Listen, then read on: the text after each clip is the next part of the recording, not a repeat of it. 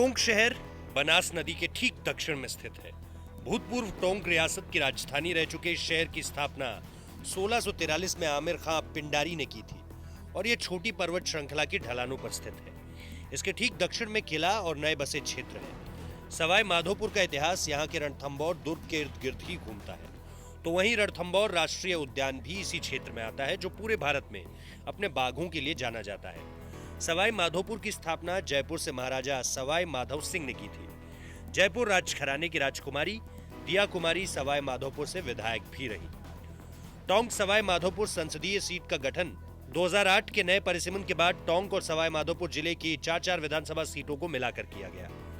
अस्तित्व में आने के बाद 2009 में हुए पहले चुनाव में इसकी साफ झलक दिखी, जब कांग्रेस ने नमो नारायण मीणा और गुर्जर समाज के बड़े नेता कर्नल किरोड़ी सिंह बैंसला के बीच मुकाबला देखने को मिला।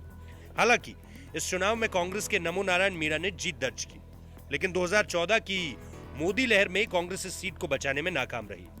टोंक सवाई माधोपुर में हुए दूसरे लोकसभा में कांग्रेस ने अपने स्टार प्रचारक और यूपी से सांसद रहे पूर्व क्रिकेटर मोहम्मद अजरुद्दीन को मैदान में उतारा। तो वहीं बीजेपी ने भी चेहरा बदलते हुए गुर्जर उम्मीदवार के तौर पर सुखबीर सिंह जौनपुरिया पर दांव खेला। जौनपुरिया ने अजरुद्दीन को राजनीति की पिच पर क्लीन बोल्ड कर दिया। टोंक सवाई माधोपुर संसदीय सीट के अंतर्गत सवाई माधोपुर जिले के गंगापुर, बामनवास, सवाई माधोपुर खंडर और टोंक जिले की मालपुरा, निवाई टोंक और देवली उनियारा विधानसभा शामिल है। हाल में हुए विधानसभा चुनाव में कांग्रेस ने यहाँ की 8 सीटों में से 6 सीट पर जीत का परचम लहराया, जबकि गंगापुर सीट पर निर्दलीय और मालपुरा सीट पर बीजेपी की जीत हुई। जनसंख्या के लिहाज से यहाँ की आबादी 27,56,677 है, जिसका 76.81% हिस्सा ग्रामीण और 21.19% हिस्सा शहरी है, जबकि कुल आबादी का 20.56% अनुसूचित जाति और 16.83% अनुसूचित जनजाति है। टोंक सवाई माधोपुर सीट पर मुस्लिम, गुर्जर और मीणा मतदाताओं का प्रभाव ज्यादा है। इसके अलावा एससी, ब्राह्मण, माली और राजपूत समाज का भी अलग अलग इलाकों में अपना अपना प्रभाव है। लोकसभा चुनाव के मद्देनजर देश में सियासी सरगर्मियां तेज हो गई हैं। सभी राज्यों में नए समीकरण के हिसाब से राजनीतिक गोलबंदी जारी है।